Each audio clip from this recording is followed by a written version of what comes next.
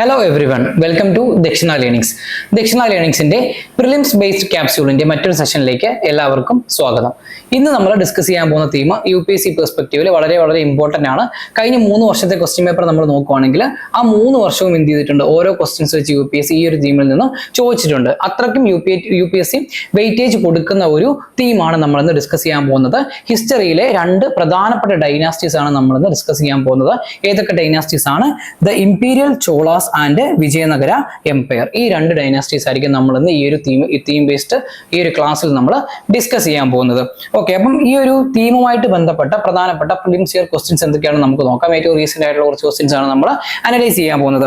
2016 ഒരു ക്വസ്റ്റ്യൻ ആദ്യം നമുക്ക് നോക്കാം. Regarding the taxation system of Krishnadevaraya, the ruler of Vijayanagar, consider the following statements. The tax rate on land was fixed depending on the quality of the land. Private ownership of workshop paid and industries tax. Private owners of workshop നടത്തിയിരുന്ന private owners ഒക്കെ എന്ത് ചെയ്തു, industrial tax പേ ചെയ്തിരുന്നതാണ് ചോദിച്ചിരിക്കുന്നത്. ഇനി 2022 question ചോദിച്ചിട്ടുണ്ട്. Consider the following events in the history of India. Rise of Pratiharas under king Bhoja, establishment of Pallava power under Mahendravarman first, establishment of Chola power by Parantaka first, അതുപോലെ തന്നെ Pala dynasty founded by Gopala. Which is the correct chronological order of the above events starting from the earliest time. അതുപോലെ തന്നെ 2023 ചോദിച്ചിട്ടുണ്ട്. Who among the following rulers of Vijayanagara empire constructed a large dam across Tungabhadra river and a canal cum aqueduct several kilometres long from the river to the capital city.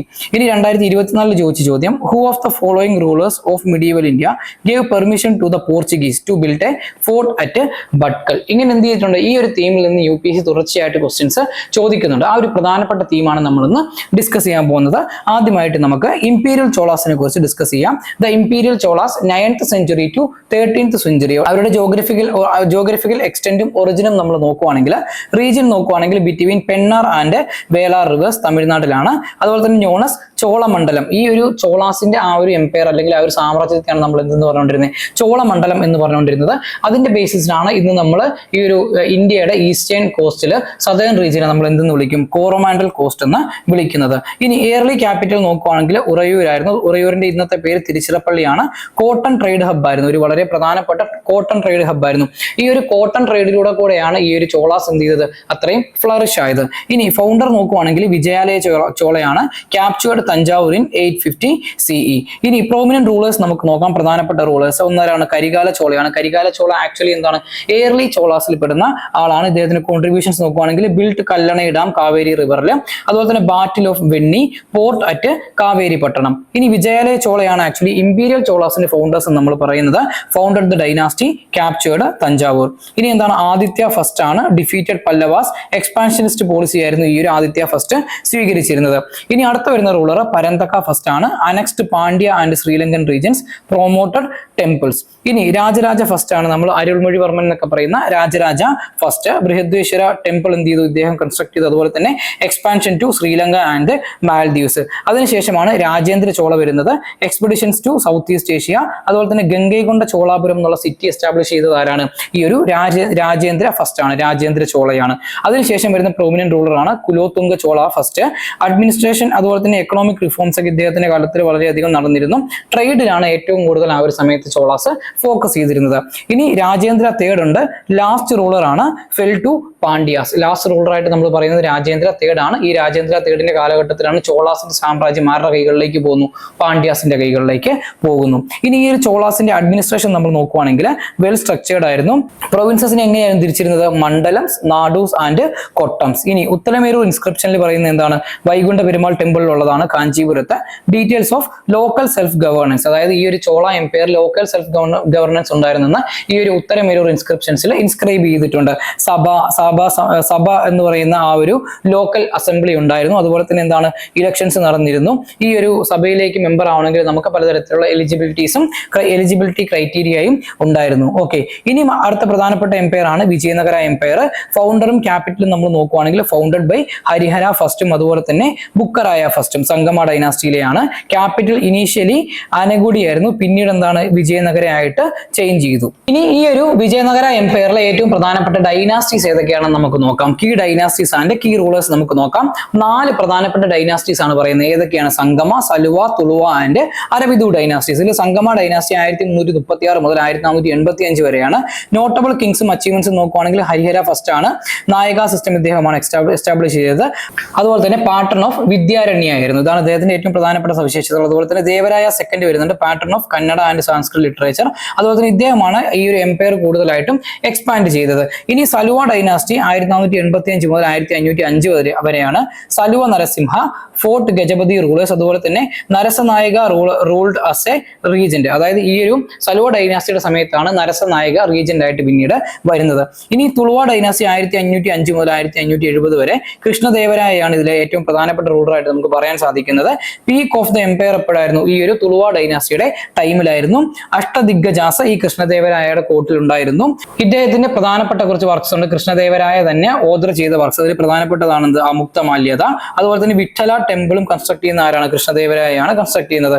ഇനി അരവിന്ദു dynasty 1570 മുതൽ 1646 വരെയാണ്. തിരുമലയാണ് founder ആയിട്ട് പറയുന്നത്. ഈ Vijayanagara empire last ഡൈനാസ്റ്റിയാണ്. Ruled from Chandragiri and Penukonda. രണ്ട് capitals ഉണ്ടായിരുന്നു, ചന്ദ്രഗിരിയും പിന്നീട് പേനുക്കൊണ്ടയുമായിരുന്നു. അഡ്മിനിസ്ട്രേഷൻ നോക്കുവാണെങ്കിൽ അഡ്മിനിസ്ട്രേറ്റീവ് യൂണിറ്റിനെ എങ്ങനെയായിരുന്നു തിരിച്ചിരുന്നത്? ഒന്ന് രാജ്യ, അതിനുശേഷം മണ്ഡലാസ്, അതിനുശേഷം ചാവഡീസ്. അതായത് പ്രൊവിൻസസ് എന്താണ് മാനേജ്ഡ് ബൈ റോയൽ പ്രിൻസസ് അല്ലെങ്കിൽ നായകാസ് ആയിരുന്നു എന്ത് ചെയ്തിരുന്നത്? ഈ ഒരു പ്രൊവിൻസസിനെ മാനേജ് ചെയ്തിരുന്നത്. അതുപോലെ തന്നെ നാട്, സീമ, സ്ഥല, അതിനുശേഷം വരുന്നത് sub divisions for tax and law. ഇനി നായങ്കര സിസ്റ്റം ഉണ്ടായിരുന്നു. ഫ്യൂഡൽ ലോഡ്സ് ആണ് Nayakas. Given land in return of military service. നമ്മുടെ മുഗൾ കാലഘട്ടത്തിലേക്ക് മൻസബദാരി സിസ്റ്റം ഒക്കെ ഇല്ലേ, അതുപോലെ എന്താണ് land in lieu of service കൊടുക്കുമായിരുന്നു. ഇനി മിലിറ്ററിയും പ്രധാനപ്പെട്ട പോർട്സ് നോക്കുവാണെങ്കിൽ ആർമിയിൽ മിക്സഡ് കോമ്പോസിഷൻ ആയിരുന്നു, included Turkish archers and Muslim soldiers. അതുപോലെ തന്നെ പോർട്സ് നോക്കുവാണെങ്കിൽ ഗോവ, ഷൗൾ, ദബോൾ, ഭട്കൽ, ഹൊന്നവാർ ആൻഡ് മാംഗ്ലൂർ. ഇതൊക്കെ ട്രേഡ് ഫ്ലറിഷ് ചെയ്ത പ്രധാനപ്പെട്ട പോർട്ടുകളായിട്ട് നമുക്ക് പറയാൻ സാധിക്കും. ഇനി സൊസൈറ്റി ആൻഡ് കൾച്ചർ നോക്കുവാണെങ്കിൽ കാസ്റ്റ് ആൻഡ് സ്ലേവറിയുടെ കാര്യത്തിൽ ഫോർ ടയർ ആയിട്ടുള്ള വർണ്ണ സിസ്റ്റം നിലനിന്നിരുന്നു. Slavery noted by Niccolo Conti, Italian traveller ആയിട്ടുള്ള നിക്കോളോ കോണ്ടി നോട്ട് ചെയ്തിട്ടുണ്ട് എന്താണ് ഈ ഒരു വിജയനഗര എംപയറിൽ സ്ലേവറി നിലനിന്നിരുന്നു എന്നുള്ളത്. ഇനി റോൾ ഓഫ് വുമൺ നോക്കുവാണെങ്കിൽ വുമൺ എന്താണ് ഓൾമോസ്റ്റ് എല്ലാ മേഖലകളിലും എല്ലാ സെക്ടേഴ്സിലും വുമൺ ഭയങ്കര ആക്റ്റീവ് ആയിരുന്നു. ആക്റ്റീവ് ഇൻ ലിറ്ററേച്ചർ, അതുപോലെ തന്നെ ട്രേഡ്, അങ്ങനെയുള്ള പല മേഖലകളിലും എന്ത് ചെയ്യുന്നു? വുമന്റെ പാർട്ടിസിപ്പേഷൻ ഉണ്ടായിരുന്നു. അതുപോലെ തന്നെ സതി സിസ്റ്റവും ദേവദാസി സിസ്റ്റവും എന്ത് ചെയ്തിട്ടുണ്ടായിരുന്നു? ഈ ഒരു സൊസൈറ്റിയിൽ പ്രാക്ടീസ് ചെയ്തിരുന്നു. ഇനി എന്റർടൈൻമെന്റ്സ് ഏതൊക്കെയാണ് നോക്കുവാണെങ്കിൽ music, dance, wrestling, gambling, cock fights എല്ലാം ഉണ്ടായിരുന്നു. ഇതിലെല്ലാം വുമന്റെ പാർട്ടിസിപ്പേഷനും ഉണ്ടായിരുന്നു. അതാണ് ഏറ്റവും വലിയ പ്രത്യേകതയായിട്ട് നമുക്ക് കാണാൻ സാധിക്കുന്നത്. ഇനി കൃഷ്ണദേവരായയെ കുറിച്ച് നമുക്ക് ചെറുതായിട്ട് ഡിസ്കസ് ചെയ്ത് പോകാം. ഇദ്ദേഹത്തിന്റെ പ്രധാനപ്പെട്ട ടൈറ്റിൽസ് എന്താണ്? അഭിനവ ഭോജ, അതുപോലെ തന്നെ ആന്ധ്ര ഭോജ ആൻഡ് ആന്ധ്ര പിതാമഹ. ഇദ്ദേഹം ബിൽഡ് ചെയ്ത കുറച്ച് ആർക്കിടെക്ചറൽ മോണ്യുമെന്റ്സ് ഉണ്ട്. ഒന്ന് വിട്ടലസ്വാമി ടെമ്പിൾ ആണ്, രണ്ടാമത്തത് ഹസാര രാമസ്വാമി ടെമ്പിൾസ്. ഇദ്ദേഹത്തിന്റെ പ്രധാനപ്പെട്ട വർക്ക്സ് നോക്കുവാണെങ്കിൽ അമുക്തമാല്യത തെലുഗിലും, അതുപോലെ തന്നെ ജാമ്പവതി കല്യാണം സാൻസ്ക്രിറ്റ് ലാംഗ്വേജിലാണ് ഇദ്ദേഹത്തിന്റെ ഏറ്റവും പ്രധാനപ്പെട്ട വർക്ക്സ് ആയിട്ട് നമുക്ക് കാണാൻ സാധിക്കുന്നത്. ഇനി ഇദ്ദേഹം ആരെയൊക്കെ പാട്രൺ ചെയ്തിരുന്നു? ദിഗ്ഗജാസിനെ പാട്രൺ ചെയ്തിരുന്നു.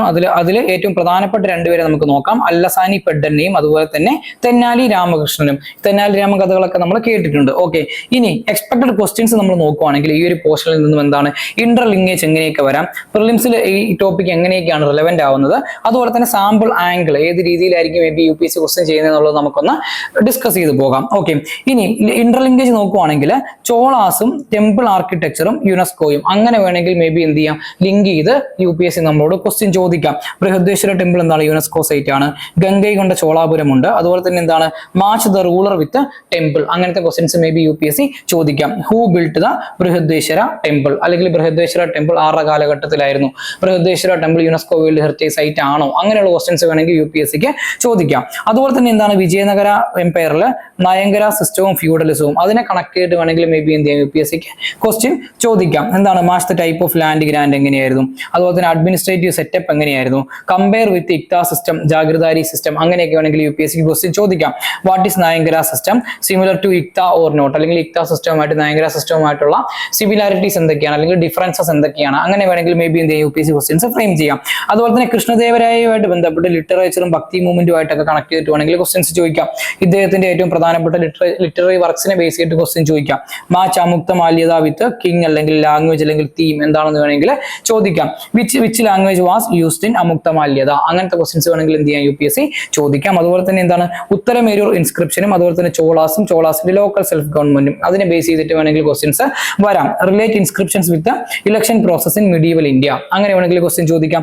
Which inscription details self rule in Chola എറ, അങ്ങനത്തെ ക്വസ്റ്റ്യൻസും വേണമെങ്കിൽ UPSC ഫ്രെയിം ചെയ്യാം. ഇനി എന്താണ് പോർട്സും ട്രേഡും അതുപോലെ തന്നെ സൗത്ത് ഈസ്റ്റ് ഏഷ്യൻ കോൺടാക്റ്റുമായിട്ട് കണക്ട് ചെയ്തിട്ട് വേണമെങ്കിൽ UPSCക്ക് ചോദിക്കാം.